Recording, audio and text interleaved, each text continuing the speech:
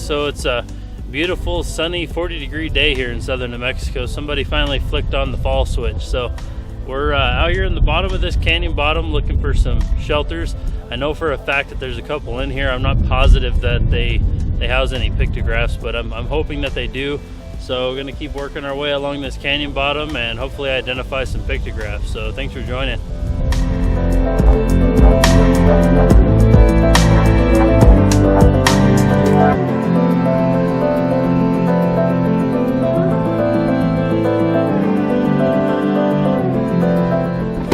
Golly, I'm having quite the time fighting through all of this to get over to this site. This is a task and a half here.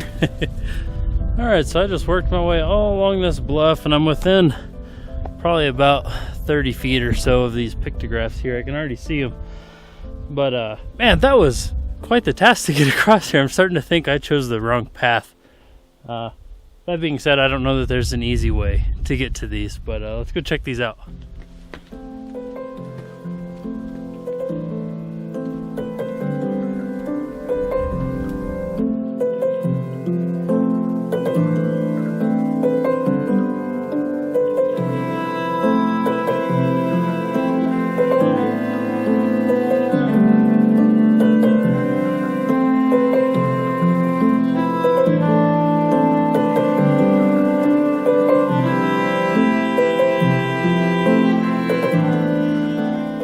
So I'm kind of tucked back in here about as far as I can, but as you can see, I'm here at these first two paintings as we come to in their hands, which is absolutely amazing. I always love running into hand paintings just because they're so personable. I mean, you're looking at somebody's hands from definitely hundreds, if not thousands of years ago. These paintings of hands always fascinate me, and as you can tell, there's a definite size difference in the hands, which I find pretty fascinating.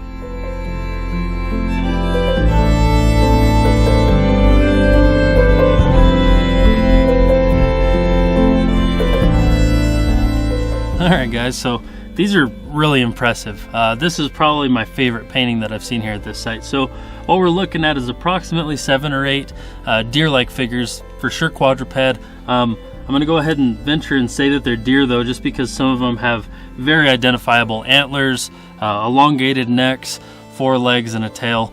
So signs and symptoms show we're likely dealing with some deer here, but what's fascinating about them, if you watched any of the past episodes, these have a striking resemblance to a couple of other paintings that I've shown you, which is definitely worth noting just because we're in this local area. So it's fascinating to me to see different paintings represented in different locations, all with similar size, shape, color characteristic. It's pretty interesting, and one of the most interesting things about it is it gives you the ability to have an approximate date range. So some of the paintings that you're seeing here and at other sites that have this red deer characteristic have been dated to over 3,000 years old.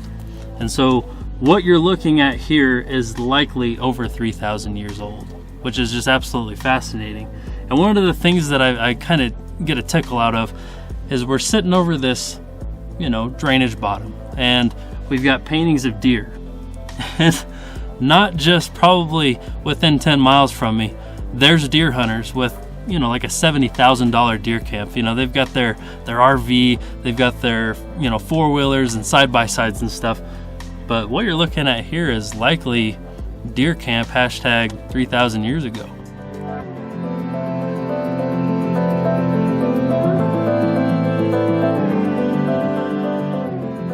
All right, so here's definitely some pictographs worth noting. I think they're pretty interesting just because of how small they are compared to the other deer-looking figures that I showed you just a second ago. But the reason that I wanted to point these out to you is also at a nearby location there is some pictographs of some very small hunting scenes, and they definitely have a similar shape and characteristic to these that you're seeing here. It's pretty fascinating.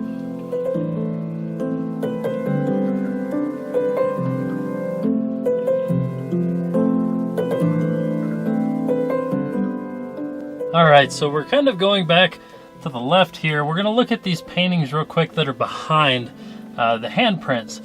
What we've got here you can easily see is a deer and kind of like a red-orange color. You can see the antlers coming up. You've got the body, and then looks like some scratchings or something coming from it. But one of the coolest things to note, I'm going to go out on a limb and say that this is representative of a projectile point of some sort with a long shaft coming down that's attached to it, and it's aiming straight at the deer. I don't know if this would have been drawn together at separate times, but either way, it's definitely worth noting. I'm going to try and get you guys some pictures and run them through a filter of these here, just because they're a little bit harder to see.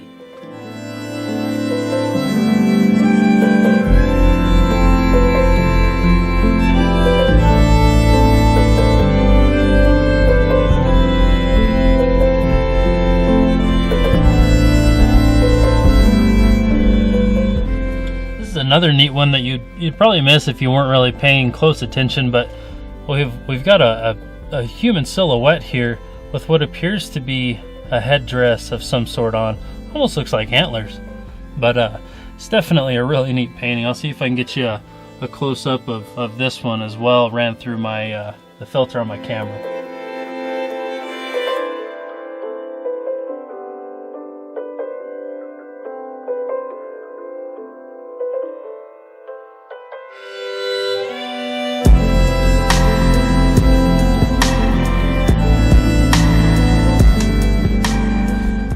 Alright guys, it's time to head on out of here. So I'm going to try to find a safer way out of here, because I definitely don't want to go out the way that I came in. That was a little shady. So yeah, let's try to find a safe way out of here and get back to the truck.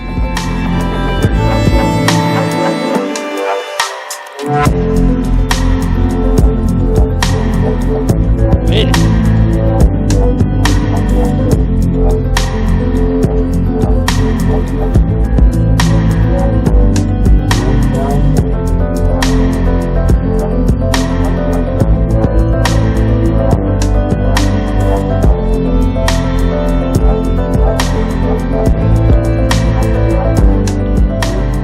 I just got back to my truck, and as I was walking up, I kind of noticed something. Let's see if I can show you.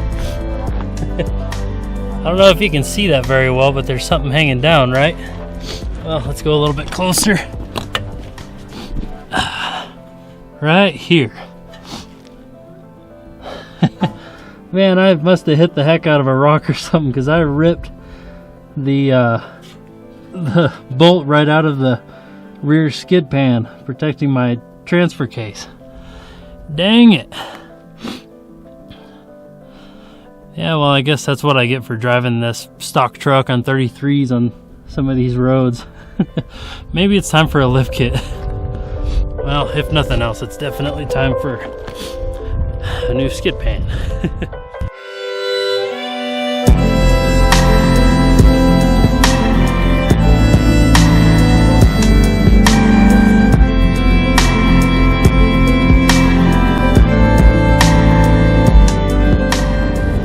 Alright, we made it back to the hard seal, headed back home.